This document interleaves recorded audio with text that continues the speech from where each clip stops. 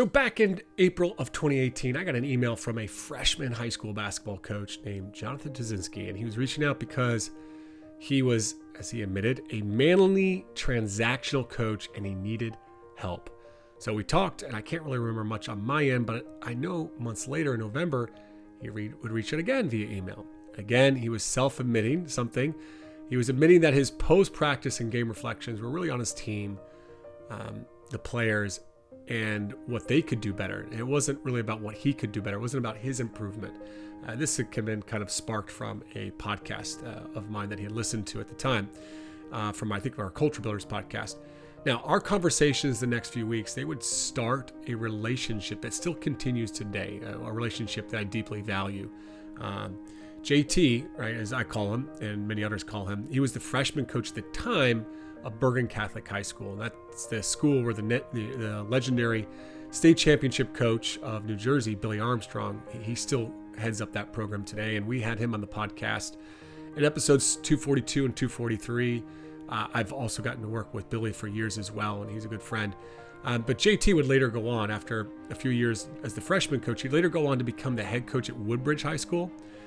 And it's been 8 years since I first started to support JT. And I can tell you, his growth as a coach, a leader, and a person has been, in my mind, a really great example to all coaches out there. I'm not really sure, when I really reflect back on everything, that he's ever done like a massive overhaul of his leadership any one season. There hasn't been this, rock bottom that he's had to build back from. It's been incremental gains. Like every year, JT's focusing on one, maybe two things that he can improve within his culture system. And then he's looking at one or two things that he can improve within his leadership. And because of that discipline to not try to focus on doing too many things, and that discipline to stay committed and consistent, he's honestly one of my favorite coaches and people out there. So regardless of the level you coach at, I can almost guarantee you two things. You're going to get two big things from our conversation in the next two episodes of the podcast. First, you're going to get really practical ways in which you can build your culture. Right? JT is fantastic at doing this within the systematic framework that I lay out in my book, The Culture System, and The Coach's Guide to Sports Parents. Secondly, he is a great example for all of us and a role model on intentional leadership. Intentional leadership. He is as intentional as any leader I know out there. So I know you're going to enjoy it. Welcome to the Coaching Culture Podcast. My name is JP Nurbin, and I'm joined by my co-host today, Nate Sanderson. Betsy sat this one out. The mission of this podcast is to help you to become a better leader and build a better team culture. To get the notes to this and every episode of the podcast, all you need to do is subscribe to the Team Culture Toolbox. That's the TOC Weekly newsletter. There's a link in the details of this episode, and you can do so at tocculture.com as well. You can go there and subscribe. Well, JT, we'd like to get you started on this. JP was giving me a little background here as we were getting ready here this morning, and mentioned that in 2018 was the first time that you reached out to JP to kind of start this relationship that has been such a catalyst for your growth over the years. And maybe we can just start with that. What is it that caused you to reach out to JP in the first place that's kind of started this mentoring relationship? It was back when I was the freshman coach. I might have been the only freshman coach to reach out to JP during his time with TOC. So I'll take that title. But I just remember clear as day being in practice. The team wasn't performing to what I wanted them to. And I started making them run. And I just was on the sideline watching them run. And there was a gut feeling that just said to me, this isn't how I want to coach. It's not the way I want to shape my culture. And there had to be a better way. And I remember going to my car in the parking lot after practice and just going on Twitter and Googling. And I came across JP and just learning more about transformational coaching. And that really was hearing more about it was what I wanted my environment to be shaped. The thing, man, that is so cool is this. I didn't really realize it's been that long. Like 2018 is a long time that for this relationship. We've been working together every year. I believe that you've been coaching, like you said, started a freshman coach, then you go to coach a varsity program.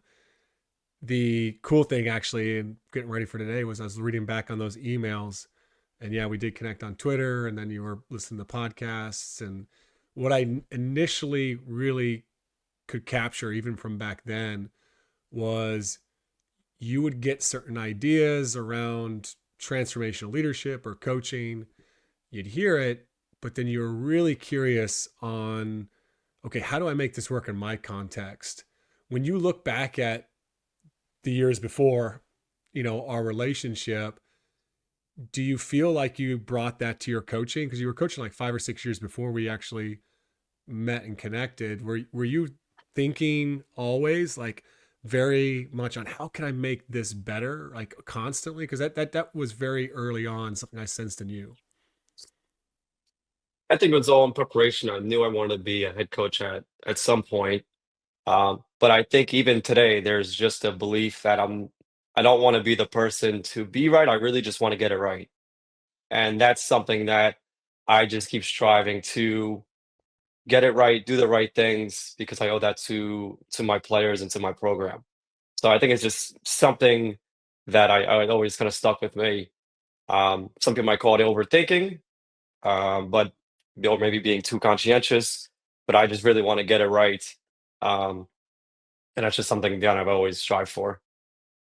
In those first few years, back in 2018, when you felt like you were that transactional coach, Hmm. self-admittedly, in one of those first emails I remember getting from you, I was looking back there, you described yourself as, I'm more on the transactional side, yet I have this desire to be more transformational. you know in that first year where you start to really be intentional and work on this, what was maybe one really really big moment for you where you started to know that you were making the right shift? I would say in the practices and using the interventions, whereas as I noted that when I first reached out, I'd had them get on a line. I think one of the first ones I leaned on heavily was having the players coming as a circle, and I would just ask them, "Hey, are we really playing as hard as we can right now, or are we really talking on defense as we're supposed to?" And they self-admittedly, "No, no, we're not." And I would just ask them, "All right, what's one thing we could do right now to change it?" And this was kind of basic level into transformational coaching. I wasn't having them run. They would kind of share a couple ideas. Wasn't great at the time, but then when I'd have them go out and practice, it automatically picked up. And I kind of had the light bulb like, oh, aha, like, this kind of works, but this is just better and the environment feels better. There's more positivity. They are taking ownership of how this practice or how this drill is going. And that's kind of the first wins I had underneath my belt, that I started to see a shift. There's a moment in that first year, I remember you talk about learning about, you were kind of Captain Obvious for a while there. Why don't you talk a Yes. little bit about this moment of Captain Obvious? So I would lean onto using those circles, and it came a point that you get further along in the season, they'd come over and I just had this look like, "Yes, coach, we know this is not up to standard." And it's funny, I remember having the conversation with you. It's like sometimes you just gotta tell them. And because to my players, they thought I'm here being a wise guy by telling them, "Hey guys, what's not going well?" And I learned, okay, sometimes I got to just bring them in and say, "Look, we're not talking. What do we need to do now to start talking on defense? Or what do we need to do now to start hitting?" And just state what is going on. And they appreciated that more as we just get. And I hear my high school players now, my varsity players now, just get to it, coach. Like just so. Mm-hmm. But that's something I had to get over at first. Yeah, what you're talking about there is there was this shift where you used to probably be the guy that would just blow up on them, you'd make them run when they're not working hard enough. Then you go to this place of like, hey, I want to be really curious. I'm going to ask questions, get them to self-reflect on where their effort Mhm. is. How hard are you working? And you're asking, really all about your questions. But then it becomes a point where your players know that, okay, right, we know what you're being here for. So just get to the point, like you said. But Yes. so you were able to you have this relationship, you have this connection, so you can just start going, hey, we're not working as hard as we need to be working. What do we got to do to improve that? And so you just start using some questions there, and you found that more effective. Yes. And I think they viewed it as I was respecting them more and respecting their knowledge of what's happening here instead of just me being Captain Obvious. So yes, that definitely worked a lot better. Mm. And what I love about this is that this is what I think is really key, and we're going to keep coming back to is just this word intentionality, which is what makes you so special. And there's many things that are special about you as a coach, but the intentionality is one thing we're going to talk about a lot today, which is just here you have a strategy, use questions, you use it, then you're going, okay, it's working, but now how can I make this better? Or it's not having the exact effect. So how, you're constantly looking to adjust your communication so that it works and lands well for your players. Yes, and it's a kind of a feeling. It's more in my gut of like, okay, this is good, but I could see their body language, taking inventory that way, and even kind of following up after practice. I would just players that I would lean on that maybe I just had strong relations with would ask them, "Hey, how was that intervention? Like, what? Oh, that was good." Or, "Coach, I think that took too long." Or, "We don't have to huddle every single time." And I would just kind of just pick their brains afterwards, because once again, I just wanted to be right. I just wanted to get it right. Yeah, So, and you use your players as almost coaches for your coaching, right? And I think that the beautiful thing about that is that it models how to accept feedback, how to be willing to learn and grow. It's such a huge thing.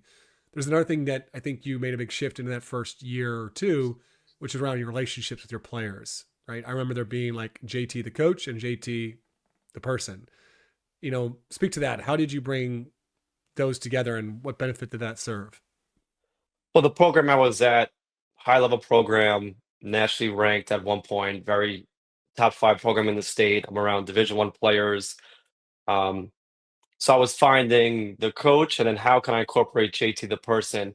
And I remember there was a ball on the floor during one of the practices, and I have the varsity team there watching as they're about to get on. And I decide to just at that moment to just run on the floor, dive on the ball, pick it up. My kids are looking at me like, "What is going on with this coach?" And I just flip it to them, and I'm just laughing, and I'm just kinda and I just had, like, a moment where I just had to be myself, and the feedback I would get after that season and even with amongst my students now is, like, they really enjoy seeing that side of me, and I remember, one of my players saying, like, show that more. Don't be afraid to be the funny side. Don't be afraid to laugh. Um, and I think JP, we've talked about it, kind of like Popovich in terms of how he gets those moments, and it's kind of little deposits where then if you need to have hard, honest conversations, um, they've seen that side of me where it's someone that is being their true self, and it's we're more easily able to have those conversations. JP, I've got a question for you. I know, you and JT have had this relationship now for 7 years that you've been working together. And in that mentorship, you're coaching him as a coach, but also in his own personal development. What is it that you pick up on when you see maybe, I don't want to say a misalignment between who JT authentically is as a person and how he's showing up as a coach? But obviously you have some awareness of that. That's one of the unique things about having a coach like you in that situation. How do you try to speak into that when you might perceive that from your role? Yeah, I remember very much this period for JT because there was this moment. I don't know if I can remember the exact conversation, but I remember with knowing, getting to know JT as a person. We have a really great laugh, I feel like, on our calls, even back then. Like, you know, we're always making fun of each other. Probably me making fun of you more because most of our calls now are like you're up at 6 a.m. and you're rolling out of bed and like you describe your hair looks like Einstein. It's just all over the place. But like I just got to know JT the person really well, and we had this relationship. And I also kind of was like, man, I wonder if his players get to experience that because there Mm, seemed to be just this very professional, front that you'd put on. And I knew that, like, I knew that myself as a coach. Like, I saw, like, mhm. man, young JP was like always got to be this serious dude, right? Like, I'm the coach. I have to be responsible. I can't. And yet I learned, I knew that like there's such a great personality in you that could connect with players. And so I just remember just saying, well, what if they got to meet JT the person? Like, what would happen? And I think you responded well to that. It happened right after that call, and I remember and one of the questions you'd ask is like, "Are you having fun?" And I just felt this I'm not. Not that I didn't enjoy being there and I wasn't learning a lot, but at the end of the day, this was freshman high school basketball, and maybe I was taking it way too serious, and just being able to release and share that side of me, um, it just made the environment more joyful, more fun. Um, and then at the same time, I think them seeing that side of me, um, seeing that different side of JT the person, not just the coach, really kind of made them really compete and work hard, um, and just respect me more when things would get difficult during the season, as they all do. Yeah, there's something before we move on this from this freshman time period of your coaching journey, because I want to get into some of the other stuff around how you built the program here at Woodbridge. Mhm. But I think there's a lot of coaches out here that are listening to like assistant coaches, or they're a freshman coach, or they're waiting for that big job, right? That big opportunity. How did you best use, from your perspective, that freshman high school experience to then, how did you maximize that time to put you in the best possible position to be successful when you finally landed the head job? I just viewed it as my own program, and so before leading up to the season, we would have our manifesto meetings where the core values of the program we identified. Well, what does that look like and sound like and feel like when we're in practice or when we're on the bus? Um, I would hold one-on-one with my players leading up to the season. I would hold one-on-ones with my players in regards to their playing time and their roles and what is expected of them. I had a captain's council. I had a competitive cauldron. So everything that I do now as a varsity coach, I just said, let me use this time as my laboratory to use the interventions I mentioned earlier. What works, what doesn't, how can I improve on those processes? I would have end of season one-on-ones. Um, we would do Hell Day where they have to do something really, really physical during the Christmas break, and just doing that for the first time. And I just used that as my chance to, by when the time comes, I already was there. And then I mean, there's so much in there that you did, and we're going to unpack from Yes. how you were starting to run that at Woodbridge. But I think that what I really take from that is that you said, how can I just maximize and how can I start to operate as a varsity head coach right now in my current context? It kind of makes me have the comparison. I think there's to athletes. I think a lot of athletes, they're like, they want to go play college ball or they want to go play in the pros. And the thing is, well, are you practicing? Are you operating? Are you living like a college basketball player today, or as a pro basketball player? And most will be like, no. I'm waiting to get to that opportunity. Then I'll start doing what Steph Curry does as far as workouts. Or, I mean, and that's a bit of exaggeration, but like the truth is, like, you weren't waiting for it, you were preparing for it. And I think that's, you used everything within your power and treated it. And for the listeners, that was at Bergen Catholic, which was Billy Armstrong, who's been on this podcast, and we'll link Billy's interviews before. Billy's the varsity coach there, and they've won the state championship in New Jersey this year, and many, many, many times state champions. So hugely successful program.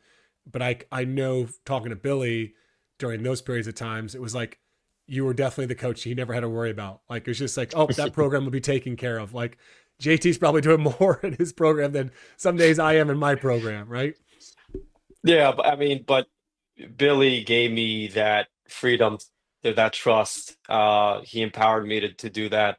And I think that's something that I took with my program here, giving them that freedom, that respect, that empowerment. And without Billy allowing me to do that, I don't know if I would have been able to get along my journey as quickly as I did. So there's a credit why they're one of the best programs in the state of New Jersey.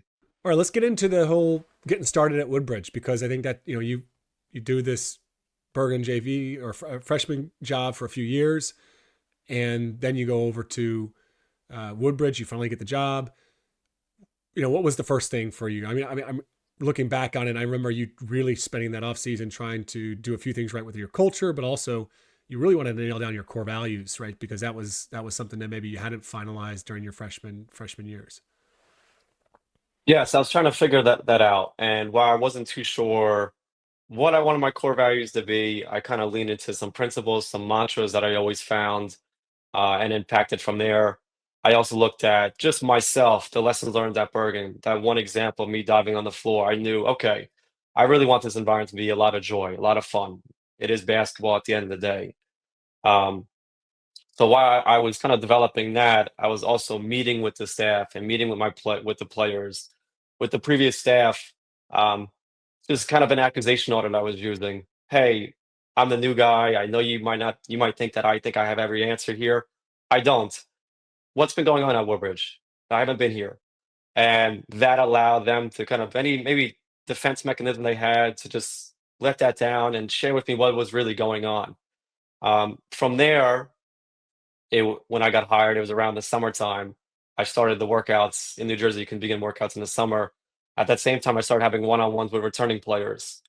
Um, I shared with them my story. Came from a family of coaches. I've been working with, um, you know, I brought up JP Nervin and developing the culture, and I've been doing all this because this is really, really special to me. And just using my story to connect with them, and then just asking them 3 questions, like, "What's going well? What's not going well? And if you were the head coach here, what would you do differently?" And just getting that information and connecting with them. I remember a couple of the players early on would say to me later on during the summer, like, "I never had to sit down with my coach before. Like, I'd never had a one-on-one before with my coach." And I was like, "Okay." And he was talking coaches just throughout his entire life. So that was kind of the process of building those connections, gathering information, and at the same time, leading on kind of myself as a person from the past experience and some mantras to develop my core values. JT, when you think about, the preparation, we've talked a little bit about some experimentation in that freshman experience. Um, in terms of your confidence, I think sometimes coming into a job as, your first time as a head varsity coach, there's a sense of, I think I know what I'm doing, but deep down, if we're all being really true to ourselves, we're also sort of in a panic state of like, I don't know if anybody's going to buy into me here or if I even know what I'm doing, as you're going along. Did you feel that when you were just getting started, and how did you try to navigate through that? Definitely did. And then when your fourth game of the season, of your first season that you're coaching, and you tell your team to foul because you think you are down one, but the game is actually tied, that even harps on it even more.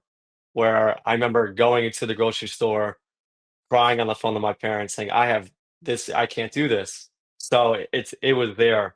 Um, but I think as I got a couple wins underneath my belt, but also using the evidence of successful games, successful moments at Bergen Catholic, even early on at Woodbridge, just seeking evidence that showed to me, okay, I've done this, I've done well before, um, and that I can do this, even though I was young, and it was my first varsity head coaching experience. I still remember that text message, or maybe it was an audio message that day after that. You kind of screwed up that and made the wrong call there, Oh and man. you were beating yourself up. And the funny thing in that situation is, and I don't know what you try to do in my situation. I'm trying to help you like create some normalize it. Like to me, I'm like, oh well, it's his first year in varsity, big situation. This is normal. For you, it feels like the whole world's coming down on you, though, right? Yes, and especially with our first 3 games, I think we lost by an average of 38 points, and then the 4th game is a tight one. Um, so I remember, and this probably shit talks to my principal. My principal came in the next day, the next school day, and he looked at me and he goes, "JT, that was the best decision you could have made." And I'm thinking, "Oh, hold on, like, you're playing with me." And he very much so was a transformational leader of, like, he gave me his rationale, like, "No, like, you couldn't stop them, fouling them, put them in at the line, that was something different, like, I totally agreed with you." And in that moment, at first, while I thought he was joking, I realized he wasn't, and he was like, "That's very Bill Belichickian of you, like, no, like, that like, you did not lose that game," like, but in that moment where, like, at the lowest, I didn't wanna see my players at that next practice. Having someone that can believe in me, I was like, "Okay." I still don't know whether he was serious or not, um, but that I remember that conversation vividly of like, "Okay, even when you feel you did make such a huge mistake, it goes on and you'll be okay." Back to some of the things that you just shared there earlier around how you laid the foundation. I just want to Mhm. highlight these for listeners, and then maybe we can unpack, you know, the accusation on it for one of them. But there's 4 things I really caught up my attention. you did this accusation on it with your assistant coaches, where you're literally saying, hey, what fears or judgments could they have against me, right? Which is, oh, here we go. Here's the wise guy that's going to know he's got all the answers. It's going to be out his way. But you came in with curiosity, right? And you started asking them questions. You started asking your players questions. I mean, I'm sure you're okay. Some players have had a one-on-one that could be, all right. Some might say that's awesome. Others might say that's very intimidating, but it's definitely not intimidating when you come in and just start asking questions and start to get their perspective. It's like, oh, okay. There's very different types of one-on-ones. So there's this curiosity. At the same time, you're trying to find yourself in all of this, right? You're cementing your values. There's a lot going on in that. It's a complex situation because you're trying to balance having this vision for the program, these values, as well as taking in other people's perspective. But I remember those conversations preparing you because the accusation audit is one big way to, I think, sometimes balance those things. I don't know if you could speak a little bit more to it because it's something you use a lot, even today, is the accusation audit. Yes. I just feel that kind of disarms whatever maybe judgment that they have. When I've, as I've grown and I've worked on becoming more demanding, um, one thing I would say when I'm having hard conversations with players, or if I feel like they're not competing or their body language is low and we come and have one-on-ones, one of the phrases that I use now, it's like, hey, no judgment. This is what I feel is going on. This is what I see. Tell me if I'm wrong. And that kind of using no judgment, or that phrase, or tell me where I'm wrong, that disarms any defense that they might have. And that's been almost a key hack that I use, um, where I'll just kind of say, this is what I'm thinking. Tell me if I'm wrong, using that kind of audit. And a lot of the times the players are like, coach, you're exactly right, or no, coach, you're not. But at the same time, we're having a respectable, it's non-intimidating conversation. But because I use that phrase with my accusation audit, that has really kind of helped spur those one-on-ones to have a positive ending. And what I think is really important in this is, all right, accusation audit. It's something I came across with Chris Voss and Never Split the Difference. Me and Nate are big fans of that book. We've taught it in workshops. I've written about it in my book, the culture system. Most of us as coaches, we read something in a book, we hear about it at a conference, we go, that's a great idea. We write it down, it gets into our journal or notebook. And then when it actually comes time to implement it, there seems to be this gap.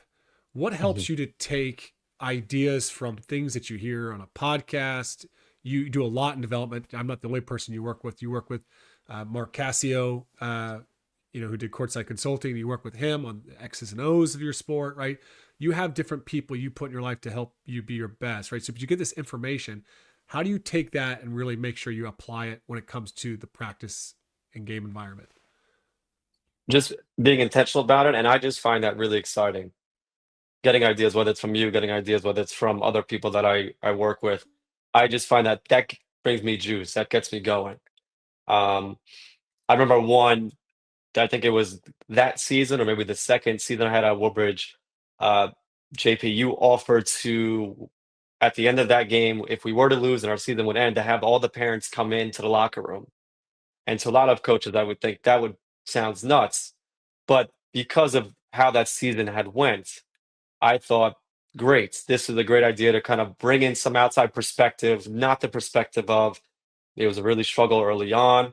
And I remember the game ending. Unfortunately, we lost. We go in the locker room, and I tell my assistants, who it was kind of a surprise to them, hey, I want you to bring all the parents to the locker room. And they looked at me and they said, are you sure? And I said, yes. And I felt more excited for this moment than I did the actual game. And they go and they go get the parents. They say, coach wants you to come to locker room. A couple of the fathers thought this was kind of nuts. But as we're all there into the locker room, that gave me a chance to kind of share my appreciation for them, kind of shape the message of the season. And we had some really cool moments, especially from the moms of the players, of what they saw and how much joy and care that those players had amongst each others and how hard they competed and what it meant to them. And in a moment where when your season ends and it's a really bad feeling and the kids are down, it really brightened the mood. Um, so I just get really, really excited. I'm really intentional to try new things. Um, and I would say like not being afraid of it to go completely wrong um, is probably a big part of it. But just the excitement it brings me is something that I'll always have. No, I love your willingness and your courage to do things like that. I think in the exact same week, another coach who I'd shout out, which is Andy Cerrone up in Mm. Hamilton, Wisconsin, did the exact same thing. They won the conference championship. They brought the parents in, and they had a great experience. But you went for it, right? Which is really cool. But I think the thing that I would highlight in all of this is I think when you say you bring intentionality to it, like the amount of times I'll get a voice message like, "Hey, I got to have this conversation with this player. Like, I'm thinking about this, but I'm worried about this." Like, and we're able just to kind of brainstorm and to reflect on how can you best have this conversation. And I think it's just your ability to pause and reflect and say, how do I bring my best self into this? What can I try new, maybe, or what can I try that I've used in the past? I think that's a large part of your intentionality. Yes, kind of reflecting on what's the best way to go about this. Because once again, I just want to get this right, and that's kind of what I kind of leaning back on. And sometimes I'm able to handle that on my own, and then sometimes I'm not afraid to reach out for help. And I think with all this, being intentional is a must for coaches. JT, one thing I kind of take away from just how you're describing the willingness to try new things is that there's a lot of courage there. And again, as Mhm. you've said repeatedly, you want to find the right way, not necessarily be right. And I think I resonate with that quite a bit. I'm wondering, you're coming into this as a bit of a stranger as you've taken over the new program, right? And you're trying these different things, and you've talked about, working with your staff and then being a little turn their head sideways when you want to bring the coach in, or the parents into the locker room after the game.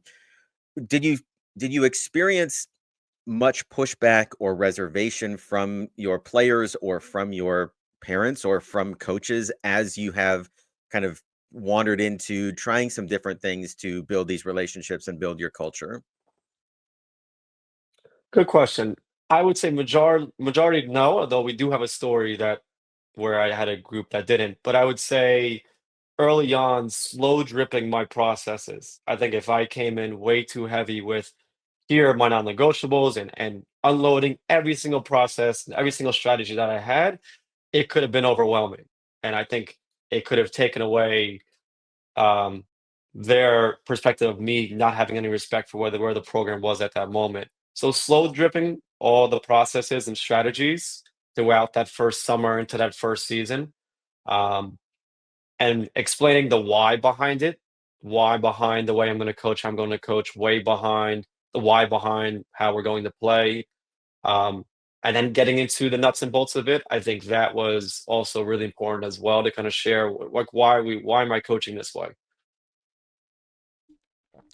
I want you to touch on that resistance now at that point. There was that early moment in there where you did get some pushback. And I think that it speaks to your courage that Nate just spoke about, right? So there at some point you start doing these things. And I think in many ways you're the poster boy for the culture system, and that it's not about throwing everything all at once. It's about, hey, what can work now, and it's about building in that system out there. But yeah, why don't you tell that story about that early moment of resistance there?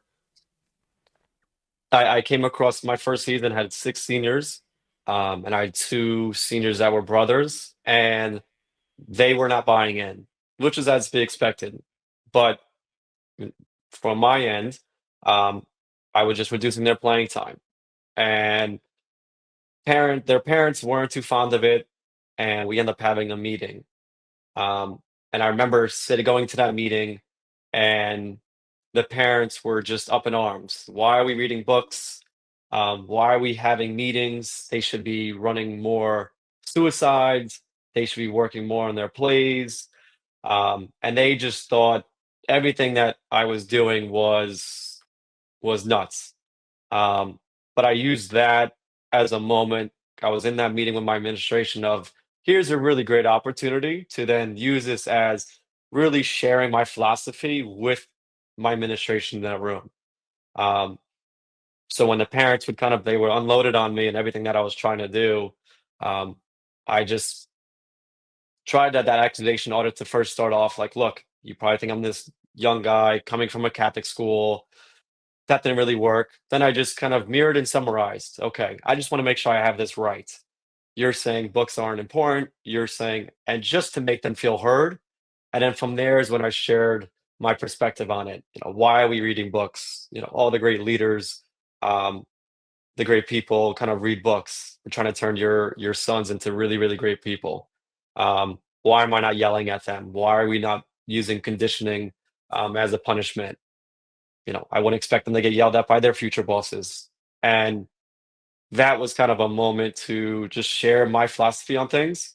And unfortunately, while they left the team shortly thereafter, um, and while I didn't get all the buy-in from everyone, I thought that was still a good moment with my administration, who, after that conversation, my athletic director said, at the time, I was kind of not too sure about you. And this was the guy who just hired me, 4 or 5 months before earlier. I hear you reading books, and I wasn't too sure about it. And it was kind of after that meeting and then watching me continue to coach that I was able to get him on my side. So I have to definitely was reflect rocky back. earlier. Yeah, I have to reflect back so much of there so that everybody captures everything there. So to start off with, you get this problem because you are doing book studies with the team, right? You're Mhm. sitting down after practice doing the book studies. You're doing team culture sessions, and in this case, two seniors, you're enforcing standards, and they think the parents also thought the one, definitely one of them, should have been playing more because they were a senior, and you're like, no, no, it's things are earned here, right? Yes. And yeah, and then we had a great conversation leading up to this. It's like, okay, how do we best lay out this, right? And at this point, I would say I don't have the formula completely figured out that I end up putting in the sports parent solution, or the coach's guide to sports parent. But there's that 3-step process, which is really, potentially like an accusation audit, really just listening. Then there is reflecting back what you heard, and then there's sharing your perspective and partnering for success, right? So you go through that process with them. And I think that's a huge thing. Is like, you were very intentional. I'm going to accusation audit, listen, share back what I heard. And then I'm going to, after they feel heard, then they might be receptive. And they were. And I think at the end of the day, what you found out was, you saw an opportunity to Mhm. get everybody to say, to share your philosophy, to share who you are and who you're not. And it was great because at the end of the day, those parents were like, and those, no, this isn't the program for us, right? And that's okay. Like, you can't be for everyone. And Right. your principal and your AD were like, oh, but he is our guy, right? Like, they could understand all the inner workings, which is, it's such a cool thing. And did you sense a shift in the culture after that point? It did.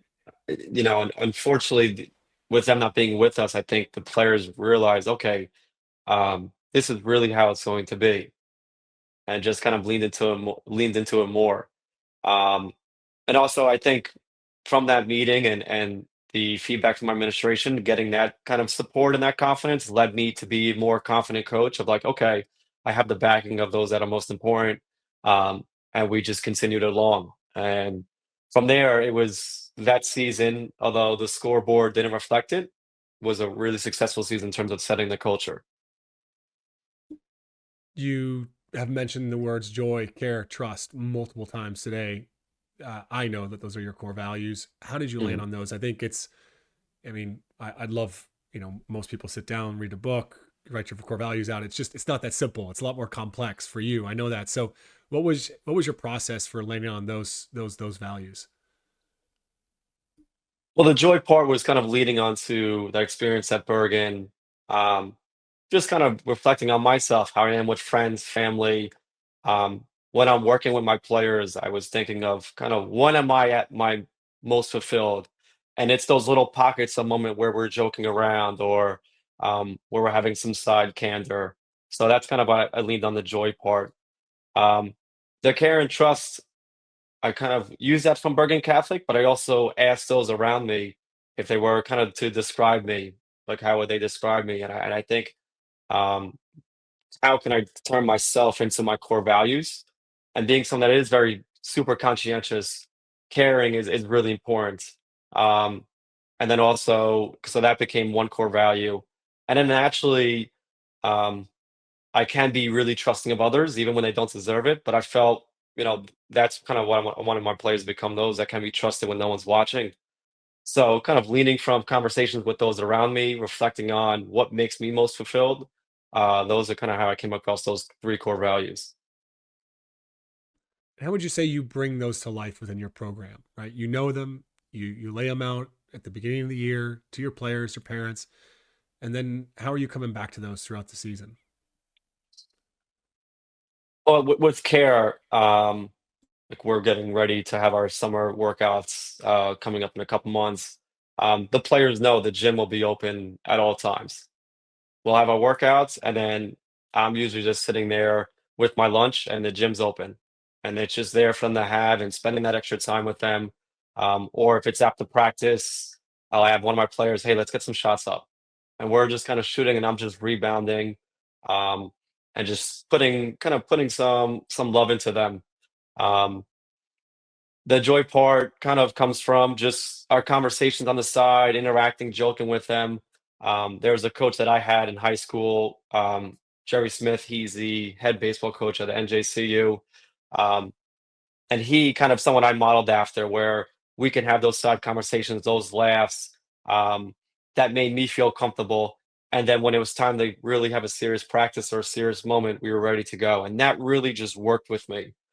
Um, so having those kind of side conversations, um, and those one-on-ones where we can kind of joke a little bit, but also be serious, that's kind of how I leaned into those.